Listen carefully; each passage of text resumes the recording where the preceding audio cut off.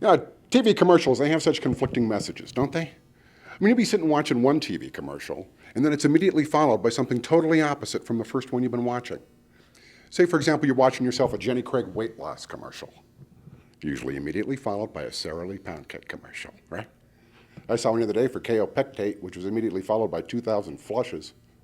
And my personal favorite is the Pillsbury Doughboy commercial, immediately followed by Monostat 7 for reoccurring yeast infections.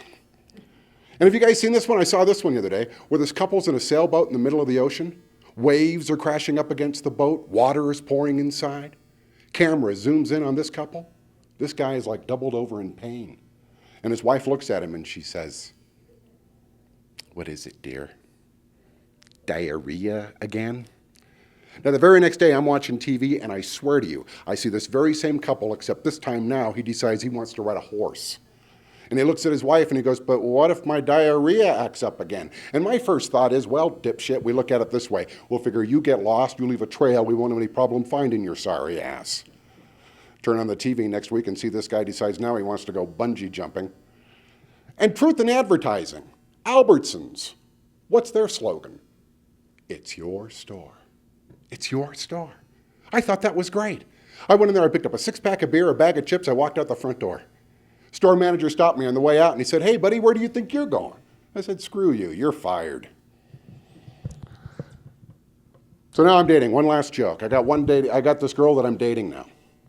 You know, why is it when we get into a relationship, we lie to our mates? You know, and I don't think we do it intentionally, but let's face it, folks, men are notorious for lying, and we lie about the stupidest stuff. Just the other day, my girlfriend called me up and asked me what I'm doing.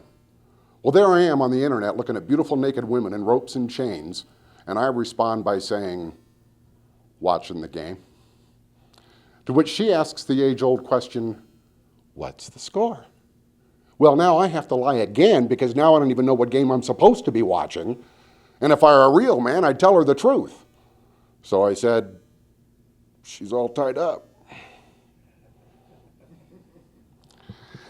And I bought myself a new car. Has anybody bought a new car? Here's the thing about new cars. See, I think people should buy cars based on their occupation. Well, think about it. I mean, Patrick Waugh would always drive an Avalanche, right?